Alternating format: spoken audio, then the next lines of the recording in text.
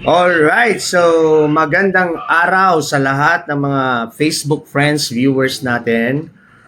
In this video po, nais ko lang pong i-shout out ang lahat ng mga DepEd employees, okay, na nag-avail ng kanilang HMO. On the process, yung iba, humahabol. Pero this time, I'd like to share some of our, kasi next year, yung tinatawag natin na National Health Shield Program ay hindi lang po para sa DepEd, kung hindi po ito ay para sa lahat ng qualified government or civilian employees, no, ng government, hindi lang sa DepEd, hindi lang sa Okay? So, i-share ko po sa inyo, lalo na po sa mga taga-LGU, ang National Health Shield Care for government institutions healthcare plan para sa lahat ng mga government employees. So this is your kaibigan. Ako po si Efren Mata Sabello Jr. po. Isa po akong active financial literacy advocate, part-time active financial literacy advocate ng IMG, a life license underwriter, and of course, an associate or registered associate financial planner of the Philippines. Okay, I am speaking as a part-time po not as a DepEd or government employee. I am sharing as part-time, no? So, sino nga ba or ano nga ba ang Kaiser? So, ito po, International Healthcare Shield or HMO, Health and Maintenance Organization, na-establish po ang Kaiser noong June 2004 na mayroong initial capital stocks na 160 million 21 years ago, no? Kaya alam na nyo na kung gaano nakalaki ngayon ang initial or ang capital ng Kaiser. Alright, so our medical director and at the same time the president of Kaiser International Health Group, si Dr. Leia Uy Yolo. And ako naman po ang inyong lingkod with our CEO, the CEO of IMG Financial sa Claveria Financial Center, si Tita Reyes Villar. So, SEC registered kasi ang Kaiser may tatlong products po. May long-term na may investment, may healthcare, may insurance. At meron din po itong short-term at may health or senior care. Okay? So, kasi may investment po kasi yung long-term kaya SEC regulated. And then, insurance commission regulated din kasi nga yung long-term natin ay mayroon pong free insurance. And the exclusive or the only partner of Kaiser ay ang IMG o International Marketing Group. Ayan. So, hindi kayo makakabili ng anumang product ng Kaiser kung hindi sa mga IMG member. Okay? So, ganyan po. So, si IMG, isa po siyang brokerage partner ni Kaiser. Okay? And then, of course, again, IMG, okay, ay licensed or registered din po ito. Ang ating office, sa Claveria, Cagayan. And soon, magkakaroon na rin tayo siguro dito sa Santa Teresita. Okay. And then, ang Kaiser naman, nasa Makati po yan. Wala pong physical office dito sa Cagayan, pero marami pong accredited clinics and hospital in particular. Nasa Omnis Prosperity Tower po, Hill Puyat Avenue, Barangay Bel Air, Makati City, ang Kaiser International. At ito naman, yung mga government agencies or government agency na nagtitiwala or suki na or client na ni Kaiser. Ang Supreme Court, Department of Justice, ang Senate, House of Representatives, at marami pang iba. Okay? So, yan. Nabanggit ang CSU. Okay. Tayo po sa Cagayan State, sa Simpatuyo na rin po. And kasama natin sa ating advocacy, si Ma'am Soledad Sampayan from Santa Ana, a retired school principal of Santa Ana, na active na rin ngayon. Ang ating CEO during the orientation or different orientation of Kaiser, okay, sa iba't ibang distrito po dito sa Cagayan. Kasama po tayo dyan. At ito naman po yung mga accredited hospital ng Kaiser dito sa Cagayan. Nandyan po ang ACE sa Tugigaraw, Best Diagnostic Corporation sa may Carig, CUDMC, ang Divine Mercy, accredited din po yan, ang Ronald Guzman, Holy Infant, ang Carabin Dental Clinic, Rafael General Hospital, St. Paul Hospital Tugigaraw, The Medical City sa may SM Tugigaraw, at Apayao Cagayan Medical Center. Ayan. So, i-screenshot nyo lang po yan. Okay? There are 12,000 growing po na hospital and clinics dito sa Pilipinas and 2,000 and growing Kaiser Medical Centers sa Pilipinas. Okay? So, ito naman po yung mga network providers natin or mga hospital, maliban dito sa mga nabanggit ko dito sa Tugigaraw, sa Makati, sa Manila, marami po, nationwide po. Okay? So, para po saan ito, just a short background about 7,000. Ang sinasabi sa executive order po kasi, HMO type talaga. So, while it's true na pwedeng i-claim yan ng mga government employees in cash or medical, depende po yan sa location or situation. So, another guidelines natin is DepEd or Budget Circular, I should say, I'm sorry, Budget Circular number 6. So, nakikita nyo dyan, HMO type po talaga. Kaya, kami sa DepEd, mayroon din kami. Kaya yung mga LGU employees po na nakatanggap na ng 7,000, kumusta po? Di ba? So, tignan natin kung ang Kaiser ba ay alin bang mas maganda i-claim na 7,000 cash, yung 7,000 medical, pambili ng gamot, pampadoktor, or ibili ng HMO. Okay? So, kung i-claim nyo po kasi yung 7,000, ang mangyayari po dyan, 2 check-up lang po yan. Sigurado, ubos na yan. Tama? Okay? Lalo na kung may maintenance ka. Okay? So, kung reimbursement ang gusto mo. So, more or less 2 to 3 check-up lang, ubos na yung 7,000 mo. Okay. Pero kung ibili mo ng HMO type na product like Kaiser International Healthcare, 18 to 65 years old, pwede. Pwede rin pong magdagdag ng dependent. Pero sa ngayon, ang tutukan natin is yung principal member.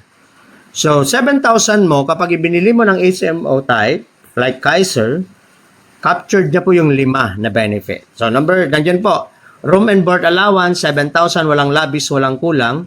800 na daily room and board allowance up to 30 days. At 75,000 per illness per member per year. O, di ba? So, ano yung mga yan? Preventive care. Hindi lang po yung annual physical exam ang natin dyan. Okay? Preventive care, like consultation, patient history, periodic monitoring, health education, anti-tetanus vaccine, or anti-rabies. Yan. Up to 10,000 per member po yan. And then, yung preventive care natin, yung comprehensive blood count or CBC, urinalysis, fecalysis, chest x-ray, no? Sa mga age 40 and above, pwede kayong magpa-ECG. Sa mga babae, pwede kayong magpa-pap smear. Okay? Age 40 and above. Maliban dyan, hindi lang naman preventive. Pwede po, kapag kailangan yung ma-hospital, nasabi ko na kanina, 800 daily room and board allowance, up to 800 lang. Kung gusto nyo mas mahal, pwede rin po, kayo na pong mag-shoulder sa idadagdag. Operating room fee, covered po ng MBL o yung maximum benefit limit na 75,000, pati yung medicine na in-administer sa inyo, laboratory exam, pati po yung attending physicians, yung professional fee, surgeon's fee, anesthesiologist fee, no? Covered din po ang mga gamot na i-avail nyo po kapag kayo pa in hospital, inpatient. Okay, intravenous fluids, pati ICU confinement, dialysis, chemotherapy, radiotherapy. Covered din po ang laparoscopic surgery kung kinakailangan yung mag-undergo, no? At marami pang iba, pati 2D echo, nandyan po up to 5,000. Okay? So, dito sa 5,000 and 50,000 na nakikita nyo dyan, maliban po sa 75,000 na maximum benefit limit natin, kung kinakailangan nyo pong mag-undergo ng 2D echo, okay, additional benefit na ibibigay sa atin ni Kaiser yung 5,000. Alright? Or kung kinakailangan yung mag-undergo ng laparoscopic surgery or yung laser surgery, additional 50,000 po ang ibibigay ni Kaiser na Kaiser. Okay? So, marami pa pong iba. Nandyan po, pakitignan na lang kung isa dyan sa mga naka-flash sa screen ang inyong mga sakit. No? And then, again, para sa inpatient. Meron din po para sa iba pang mga additional benefit like physical therapy up to 10 sessions, no? Nandyan din po ang congenital illness, no? Up to 10,000. Pre- and postnatal lamang po once a month sa mga buntis. Hindi po kasali ang delivery ha. Okay? And marami pang iba. Okay. So, hindi lang naman inpatient. Kung hindi naman kayo na-admit, outpatient ang or OPD, okay? A reminder lamang po sa OPD, you can only avail this during office hours from 8 a.m. to 5 p.m. Okay po? No. So, referral, laboratory, x-ray, treatment for minor injuries, regular consultation, except po kung may prescribed medicine. Ear, nose, eyes, and throat treatment. Okay? In case of emergency, Sir Efren, taga Santa Ana ako, taga Santa Teresita po ako, taga Bugay po ako, nasa Tugigaraw yung mga accredited hospital na sinasabi ninyo. Okay. Pwede rin po, in case of emergency, pwede po tayong magpa-admit sa pinakamalapit na hospital sa atin, and then, i-cover po, itawag lang po ito sa Kaiser, sabihin niyo po kaagad sa hospital kung saan kayo dadalhin, okay? Para i-cover po ni Kaiser yung physician service, medicine, cast, dressings, and sutures, oxygen, at iba pang yung nabanggit niya na i-cover up to 80% of the total hospital bills from the MBL. Okay? So, 75, ang 80% is nasa 60,000. Tama po. So, yan po. So, it is emergency. Ano yung mga emergency? Like, na-stroke ka or umatake ba bigla yung high blood mo? Okay? O di kaya an-aksidente ka. These are emergency situations. So, you will be guided by your agent na after na ma-confine kayo at lumabas at meron na kayong billing, magpa-assist kayo sa agent ninyo kung paano mag-reimburse ng 80%. Okay? Next, dental benefits like consultation, dental examination, dental nutrition, and dietary counseling. Lahat ng binabanggit lang po dyan, ayan po ang ating benefits. So, simple tooth extraction, restorative and prosthodontic treatment, annual prophylaxis, mild cases only, unlimited temporary filing as needed lang, and then simple tooth adjustment, and iba pa. Yung nandyan po, lang po ang ating i-cover. Okay? So, nabanggit po, nandun po, maliban po sa 5 na benefits na sinasabi sa executive order at saka sa budget circular, meron din pong financial assistance in case of emergency or in case of death, accident, 20,000. For natural death, 10,000. And then, loss of body parts pag na-aksidente. Okay? So, meron din pong mga identified na critical areas sa Pilipinas na kung saan dito, hindi po kayo covered ng emergency kapag nandito kayo. Tingnan nyo na lang po dyan. Right? So, integrated din po ang PhilHealth. Bago po mag-deduct si Kaiser, magbayad muna si PhilHealth. Halimbawa po, na-confine po kayo sa isang private hospital sa Tugigaraw. Let's say 3 araw, 2 araw, ang bill nyo is nasa 100,000. No? Dahil sa sakit nyo, sa high blood or whatever, existing na yan, babayaran halimbawa ni Kaiser or ni PhilHealth muna yung 30,000. So exactly, meron pa kayong 70,000 na balance. Babayaran ni Kaiser yung 70,000. Supposed to be 75,000 yung i-cover ni Kaiser, pero 70 lang ang natira, kaya mayroon po kayong unused na 5,000. Hindi po ito withdrawable. Consumable po yan. So next confinement mo, for example, na dengue ka, so next confinement mo, dengue ulit, 5,000 na lang yung remaining fund mo. Pero kung another illness like nung una ni dengue ka, next confinement mo hypertension, so another 75,000. Okay? So, and ito yung maganda sa Kaiser. Kaya po marami ang nagtiwala at kaagad na nag-avail ng HMO na Kaiser kasi by nature, ang Kaiser, HMO talaga siya. And kino-cover niya kaagad yung sa short term, yung pre-existing illness. Okay? So, upon approval of the policy, covered then for 12 months. Ibig sabihin, kung ngayon ka mag-start, next year, December ang end ng policy. And then, ito yung mga pre-existing illnesses. There are more than 30, almost 40 pre-existing illnesses ang kino-cover po ni Kaiser. So, sa mga employees dyan na maraming dinaramdam, naku po, mag-Kaiser na lang. Kaysa sa i-claim nyo yung 7,000 nyo na ipambili ng gamot, like what I have said, lalo na, no?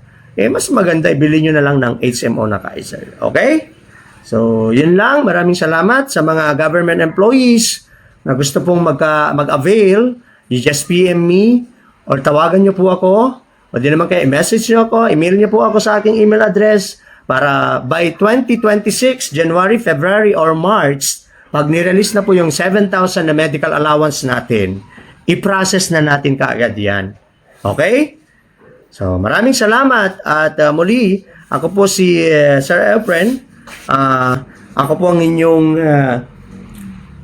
financial advisor, no? Associate financial planner na rin, na pwede pong gumabay o maggabay sa inyo sa usaping personal na financial. Okay? So, yun lang.